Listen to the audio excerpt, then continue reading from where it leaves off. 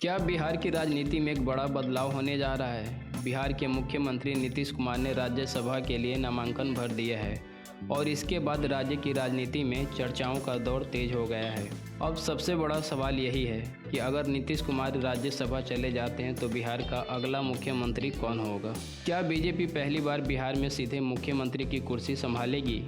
क्या सम्राट चौधरी इस रेस में सबसे आगे हैं या फिर बीजेपी कोई ऐसा नाम लाएगी जिसकी किसी को उम्मीद भी नहीं है? बिहार की राजनीति में यह घटनाक्रम सिर्फ एक नामांकन नहीं बल्कि सत्ता समीकरण बदलने का संकेत भी माना जा रहा है। आज हम आपको बताएंगे कि नीतीश कुमार के राज्यसभा नामांकन का मतलब क्या है और इसका बिहार की राजनीति पर क्या असर पड़ सकता है। बिहार की राजनीति में पिछले कुछ दिनों से हलचल तेज थी और अब उस पर एक बड़ा अपडेट सामने आ गया है। मुख्यमंत्री नीतीश कुमार ने राज्यसभा चुनाव के लिए नामांकन दाखिल कर दिया है। इस कदम पर कई राजनीतिक विश्लेषक बिहार की सत्ता में संभावित बदलाव के तौर पर देख रहे हैं, क्योंकि अगर नीतीश कुमार सक्रिय रूप से राज्यसभा की राजनीति में चले जाते हैं तो यह सवाल उठना स्वाभाविक है कि क्या वे मुख्यमंत्री पद छोड़ सकते हैं। फिलहाल बिहार में एनडीए की सरकार है जिसमें जेडीयू और बीजेपी दोनों शामिल हैं। मुख्यमंत्री जेडीयू से है जबकि बीजेपी के 2 डिप्टी सीएम हैं।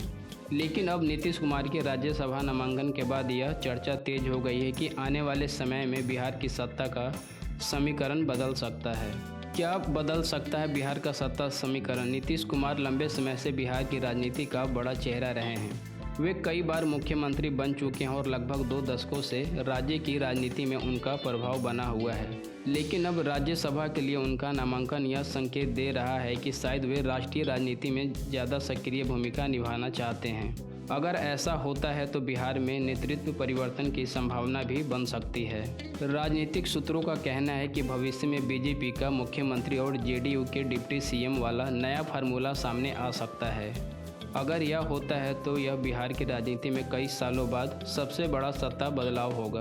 अगर बिहार में नेतृत्व बदलता है तो मुख्यमंत्री पद की रेस में कई नाम चर्चा में हैं। सबसे पहले नाम आता है सम्राट चौधरी का। सम्राट चौधरी फिलहाल बिहार बीजेपी के बड़े नेताओं में गिने जाते हैं और संगठन में उनकी मजबूत पकड़ मानी जाती है। इसके अलावा वे कुशवाहा समाज से आते हैं। वे बिहार में एक प्रभावशाली पिछड़ा वर्ग माना जाता है। इस वजह से राजनीतिक विश्लेषक मानते हैं कि वे सीएम पद के लिए मजबूर दावेदार हो सकते हैं। हालांकि राजनीति में अंतिम फैसला अक्सर आखिरी समय में होता है। अगर सम्राट चौधरी के नाम पर सहमति नहीं बनती है तो बीजेपी के पास कई और विकल्प भी मौजूद हैं। इनमें प्रमुख नाम है केंद्रीय गृह राज्य मंत्री नित्यानंद राय, वरिष्ठ बीजेपी नेता प्रेम कुमार, बिहार सरकार में मंत्री दिलीप जायसवाल, दीघा से विधायक संजीव चौरसिया। इन नेताओं में से कई लंबे समय से बीजेपी के साथ जुड़े हुए हैं और संगठन में मजबूत पकड़ रखते हैं।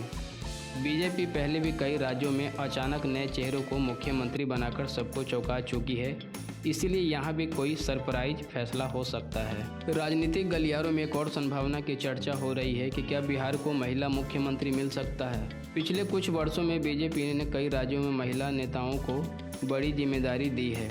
अगर बिहार में भी ऐसा फैसला लिया जाता है तो यह राजनीतिक और सामाजिक दोनों दृष्टि से एक ऐतिहासिक कदम हो सकता है। इसके जरिए महिला मतदाताओं को भी एक बड़ा संदेश दिया जा सकता है। बिहार की राजनीति में जातीय समीकरण हमेशा निर्णायक भूमिका निभाते हैं। यहाँ चुनावी राजनीति में कई सामाजिक वर्ग महत्वपूर्ण होते हैं। पिछड़ा वर्ग, अति पिछड़ा वर्ग, दलित, स्वर्ण। किसी भी पार्टी के लिए इन सभी वर्गों के बीच संतुलन बनाना बेहद ज़रूरी होता है। इसलिए अगर मुख्यमंत्री बदलता है तो बीजेपी भी संभवतः सामाजिक समीकरण को ध्यान में रखकर ही फैसला लेगी।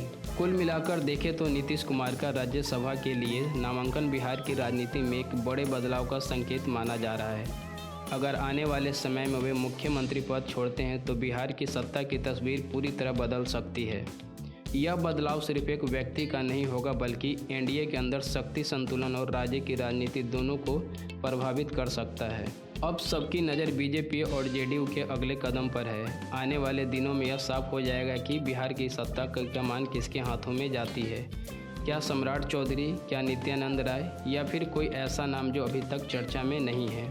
इस वीडियो में फ़िलहाल के लिए इतना ही। मिलते हैं एक नए वीडियो के साथ, तब तक के लिए धन्यवाद।